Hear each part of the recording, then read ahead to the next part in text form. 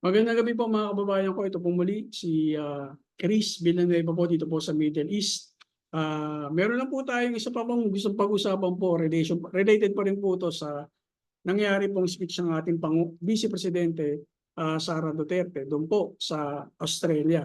Yung kahilingan po nila na magkaroon po ng pansamantalang paglaya ang ating dating Pangulo. Ang pamagat po ng ating discussion po ngayon o ang ating pamagat ng ating ibablog po ngayon, kailangan kailangan kailangan kailangan munang maging maputi ang tinta ng pusit bago makalaya pansamantala si dating Pangulong Digong o Pangulong Duterte. Hindi naman natin ginusto o hinahangad na makulong ang isang Pilipino sa ibang bansa dahil sa kagustuhan niyang umunlad at maligtas ang ating bansa sa kapwa Pilipino sa mga sinasabing salot ng lipunan mula sa mga nagbebenta ng droga sa lansangan, sa mga gumagamit nito, sa mga kriminal, lalo tigit sa mga drug lords. Walang bansa ang may kagustuhan ng mga ganitong nilalang na nagahari sa ating bansa o sa ating mga daan. Subalit hindi din ito daan para maging abusado sa kapangyarihan. Di ba po ba? At ibag walang bahalang karapatang pantao ng bawat Pilipino. Oo, bagamat epektibo sa unang tingin ng pamamaraan, subalit kapag pinag-aralan mong mabuti, kapag tinitigan mo mabuti, ang pamamaraan ng pagpuksa sa mga nasabing salot ng palipunan ay marahas at mapag-abuso o mapang-abuso, lalo na sa mga Pilipinong walang kinalaman sa digmaan ng droga. Nais din natin makalaya pansamantala ang ating dating Pangulong Duterte para makapiling niya ang kanyang mga mahal sa buhay. Pero hindi dapat lubusang malaya dahil hindi pa niya napagbabayaran ang sinasabing crime against humanity na kasalanan o sinampang kaso po sa kanya. Maaring paboran ng ICC ang kanyang hiling na interim release dahil na rin sa edad na 80 anyos ng ating dating Pangulo. Subalit kung pag-aaralan natin ang mga galaw ng pamilyang Duterte, maging ng kanyang mga taga-suportang bulag o kilala bilang mga blind supporter na DDS, sinasabi nilang ang dating Pangulo ay nakidnap. Ulitin natin, sinasabi po ng mga taong to, ang dating Pangulo ay nakidnap. Kung pansamantalang palalayain, ang malaking tanong po dyan, bumabalik ba ang nakidnap sa kumidnap? Di ba po ba? Ulitin natin tanong. Yung unang tanong po natin, bumabalik po ba ang nakidnap sa kumidnap po sa kanya? Kung ipatawag ng kumidnap, sabi po nila, ang Pangulo para sa kanyang pag-uusig, may papangako ba ng kinidnap na babalik siya sa kumidnap sa kanya? Ulitin ko po yung tanong. Kung ipapatawag po ng kumidnap ang Pangulo para sa kanyang pag-uusig, may papangako ba ng kinidnap o yung ating Pangulo na babalik siya sa kumidnap sa kanya? Ang isa pang tanong niya, sabi ng mga pamilya ng Pangulong Duterte, walang jurisdiction ng ICC sa kanya para litisan sa sinasabing kasalanan niya. Tanging hukom lang ng Pilipinas ang dapat umusig sa kanya kung meron man kasong sinampa. Yun lang ang kanyang kikilalanin. Tanong, susundin ba ang utos ng ICC kapag pinababalik na siya para umpisa ng paglilitis? Ulitin ko po yung tanong. Kung kinikilala niya po na hindi niya po kinikilala ang ICC, ay yung jurisdiction ng ICC, kapag pansamantala po ba siyang pinalaya? Tanong ko po, susundin ba niya ang utos ng ICC kapag pinabalik na siya o pinababalik na siya para umpisa ng paglilitis? Di ba po ba? Kung sakaling pansamantalang makalaya tanggapin ng bansang hiniling nila na magligipan samantala ang Pangulong Duterte, kaya ba nilang maipangako na sa susunod sila at ang kanilang pamilya na ibabalik ang dating Pangulong Duterte sa ICC na hindi na pupukpukin ng kanyang partner ng cellphone nito ang ulo ng isa sa mga pulis na uhuhuli sa Pangulong Duterte? Ulitin ko po ulit yung tanong. Makatitiyak po ba sila na hindi na pupukpukin ng cellphone ng partner ng Pangulong Duterte ang isa sa mga pulis na huhuli po sa Pangulong Duterte? Hindi na po ba sisinghalan o sisigaw-sigawan o lalakihan ng mata ng batang babaeng Duterte na anak ng Pangulong Duterte, mga polis na aaresto sa kanya? Hindi na po ba magpi-people power ang mga Pilipino o mga OFW na taga-supporter po ng ating dating Pangulo para iupo ang panganganak na babae kapalit ng leader ng nasabing bansa? Ayun po, joke lang po yun, di po totoo yun.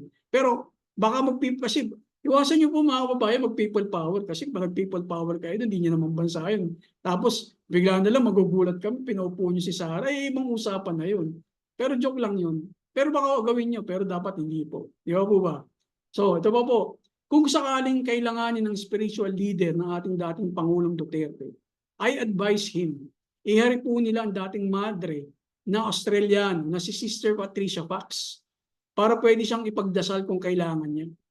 Sana lang po nasa mabuti pa pong kalagayan o buhay pa po ang ating ang Australianong madre po na yan na si Sister Patricia Fox na para po ipagdasal ang ating Pangulong Duterte.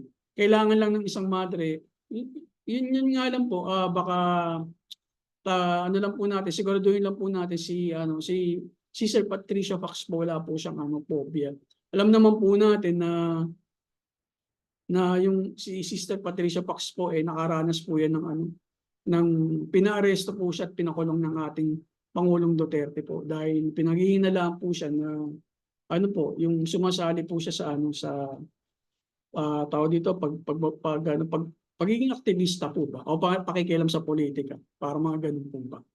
Siya nga po pala, karagdagan ito, kaya bang may pangako na wala pong masasampal o pagbabantay na sampalin na banyagang polis ang banyagang polis ng mga anak ng Pangulong Duterte, in particular po ang mayor ng Davao City.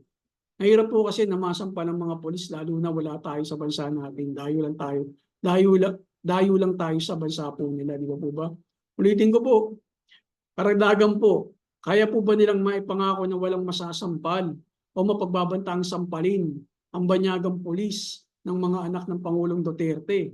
In particular po dyan, yung ginawa pong pagbabanta ng ating mayor ng Davao City sa ating PNP chief ngayon na si General Torre, na sasampalin po siya. Dapat po may pangako niya na wala pong sasampalin ng mga banyagang pulis. Lalo na yung tatay po niya nandun po sa bansa po nila. Nako, mahirap po yun. Baka magkapatong-patong po yung kamalasan po ng pamilya Duterte, di ba po ba? Yun naman po, isa pa po sa dapat may pangako po nila. Yung mga 4 na fine ladies ng dating Pangulo, may pangangako ba nila na hindi sila gagawa ng anumang alitan dahil sa paghahanap ng atensyon sa dating Pangulo? Pakisabihin na rin po na kapag magsasalita pong dating Pangulong Duterte, huwag pong magmura sa mga Western countries. Baka po pag nakalaya na pasamantalang nakalaya nandun siya sa bansa na kinabibilangan niya, minumura niya yung bansa na kumupkup po sa kanya kasi puti yun baka puti po Alam niyo man po yung mga puti, maaawain po yan, lalo na kung sa Australia po yan. Di ba po ba? Maawain yan madali silang makalimot. Si Pangulong Duterte nga dekada na yung nakalimos, hindi nakalimutan, pinabalik pa nga yung di ba, yung Bell. Di ba? Kasi habang hindi nila binabalik, minumura niya yung presidente ng dating ng bansang yun naibalik na maganda naman po yun. Kaya lang, sabi ko nga, dapat pakisabihan po siya kasi baka makalimutan niya na wala po siya sa bansa niya kung makakalaya po. Sabi na, nagmumura siya sa mga puti. Yung bansa po na nakabibili pansamantala niyang lulugaran. Bansa po ng mga puti. Di ba po ba? So baka makalimutan niya po ba? Kasi po yan talagang nakatatak na po yan sa ugat po ng ating Pangulo na mapagmura po talaga siya. Lalo na po sa European Union. Ano po ba? Tsaka, isa pa po, baka po mamura na naman po yung Papa po ng Roma. Iwasan po natin yung kasi baka maging maramdamin yung Papa ng Roma. Alam niyo naman po, kapapalit lang po yung dati po niyang minura,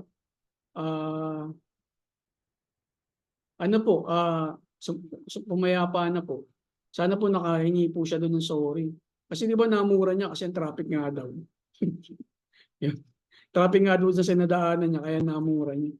Ito po, kailangan po yata siguro ng ating mga taga-suporta ng ating Pangulong Duterte yung tulong po ng lumikha po sa atin.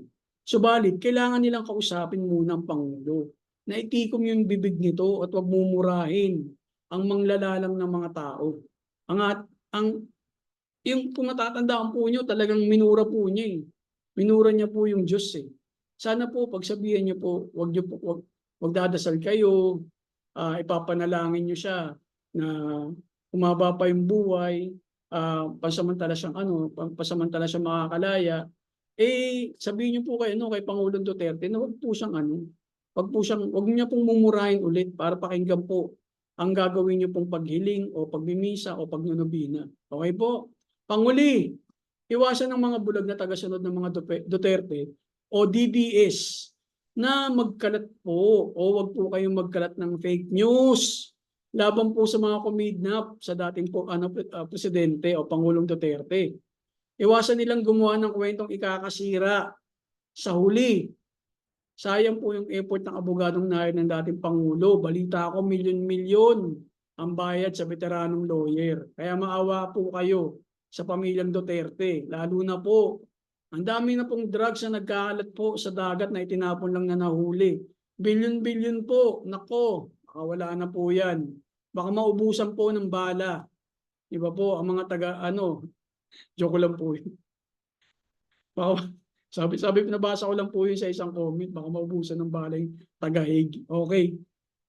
Sa tingin ko po, ang request po pansamantalang paglaya ng ating Pangulong Duterte ay posible po talaga makalaya po yun. Pero sa akin po, posible po kapag, lalo na po kapag dumating po ang panahon na ang tinta po ng pusit ay tuluyan ng pumuti, nakasimputi ng snow.